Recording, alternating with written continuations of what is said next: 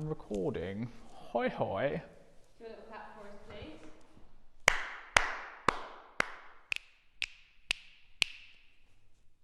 Do my little dancey dance.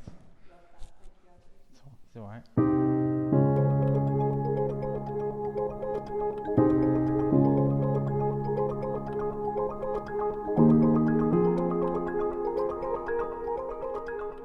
My name is Adam Laboda. I'm a writer and a director.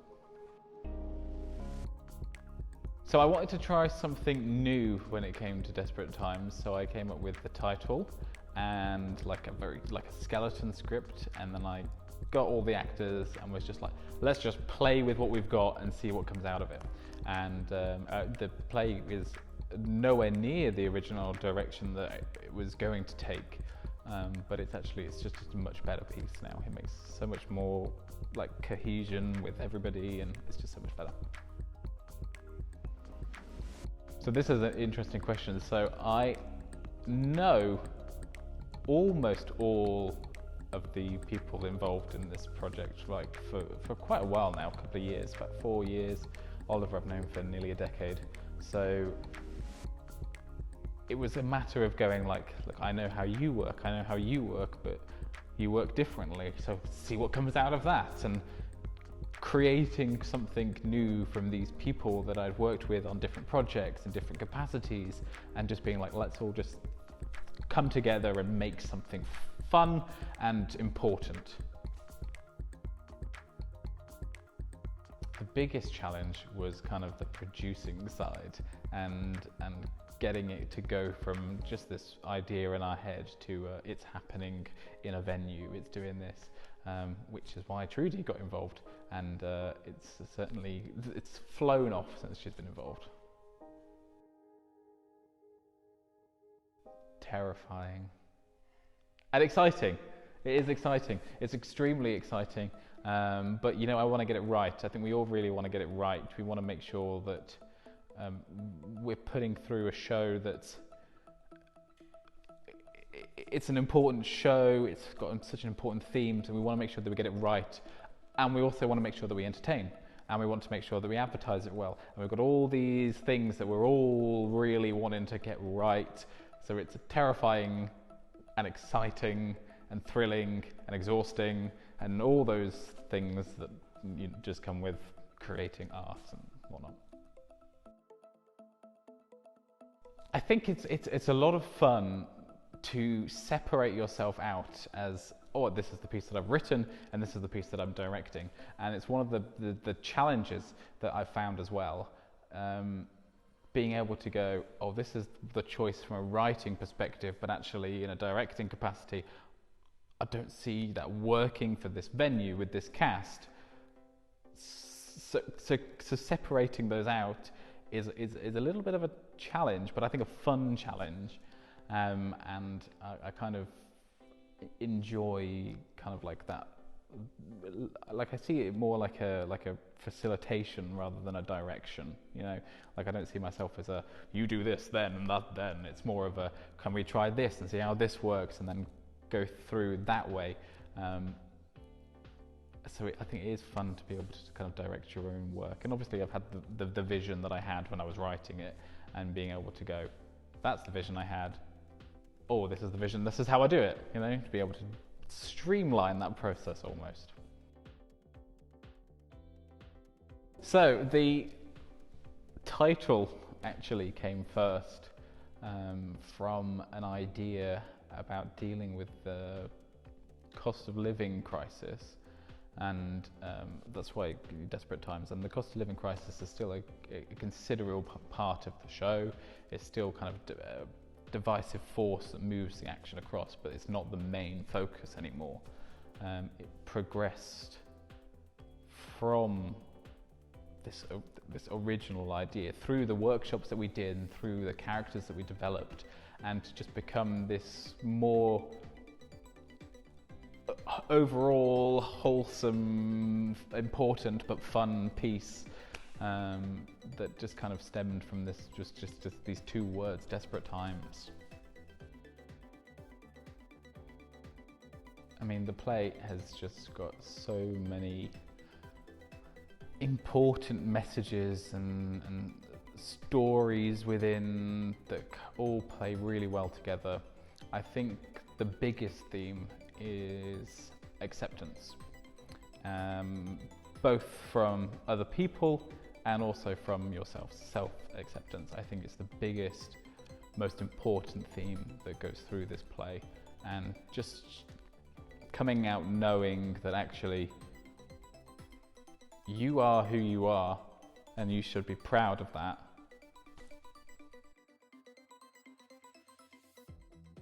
I don't think there's any one thing that is like this is an inspiration, this is this, but I think that there's lots of small parts that have been pulled in, so things like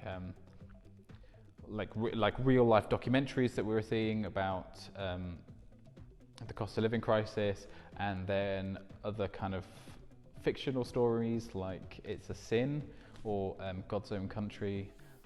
These are all things I think are really pulling in to the story.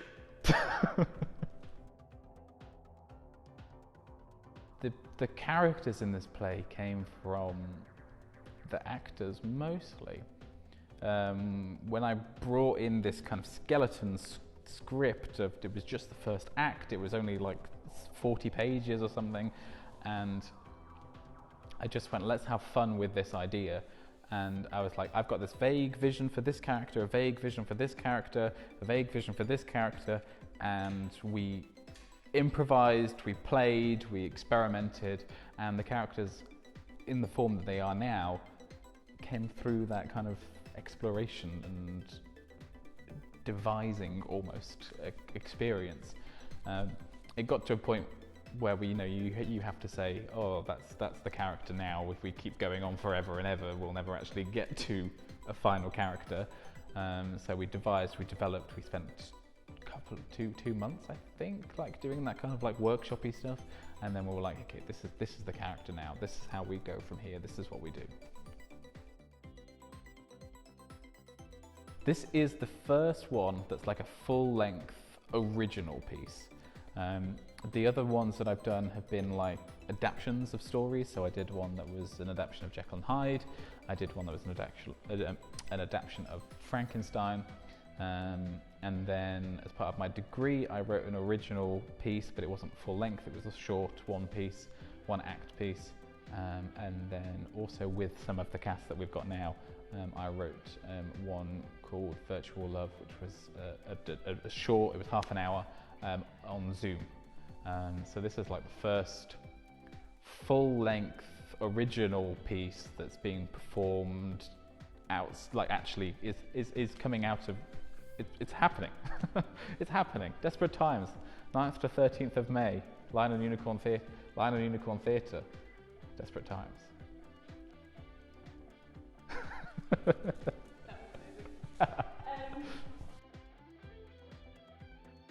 Seeing the words that I've written become the characters in front of my eyes, like to be able to go, those words came out of my brain and now that person is saying that in that specific way, like that's so cool and exciting, and to have these amazing people to work with to create this is just fantastic. Just do it. Just do it, take that leap and make it happen. You can spend a lot of time thinking, oh, this is going to happen or that's not going to happen. And actually the best thing you can do is just do it and just learn from that. I've learned, I don't think I can even begin to list how much that I've learned. I've learned how to approach venues. I've learned how to get cast on board and how to develop workshops and develop rehearsals and organise a budget and do all of this stuff that I'd done on a smaller scale, but to be able to do it for a show that's happening in London, there's all these amazing people involved. I don't think I can quantify what I've actually learned. The future of the play. Well, I guess you'll have to see to find out. Hey. Well, you know, I don't know is the answer to this question. I don't know what the future of the play is going to be. I know what I want the future of the play to be, and we will do our best to make that happen. So, yes, you should follow us to find out more. I don't know what you're saying. Book your tickets now. Oh yes, book your tickets now. Oh, I'm a dog person. I'm a dog person. I have no strong feelings against cats, but I have strong feelings towards dogs. That's how I would phrase it. Curry sauce. God, love me some curry sauce or some sweet and sour sauce. Well, Get Desperate Times performed. That was it. Actually, that was my goal, was to get a show to happen, and it's happening, and it's happening before the midway point of 2023. So I don't know. I'm going to have to approach new goals, I think, when this one is over. This too shall pass, I think, is my motto. I think there are lots of times where you get to desperate times or difficult times, and it just feels like you just don't know what's going to happen. You just can't see the future. You can't see, what you're doing tomorrow, let alone what you've got to do in 6 months' time, in a year's time, and just knowing that you will get through this. It's just such a comforting thing, and I mean, I live by that motto, but at the same time, I often don't actually apply it to myself. I think everybody has that situation, don't they, where they feel one way and they say one thing, but they do the other. But this too shall pass, I think, is my go-to kind of motto.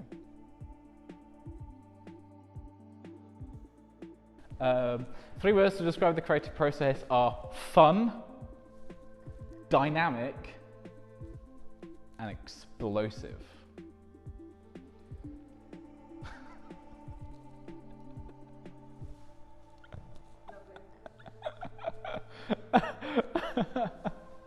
Explosive is brilliant. I think that's fun. I mean, I can't answer questions like, what drew you to this project? Because Yeah, totally. you created it. I did. Yeah. I did create this project.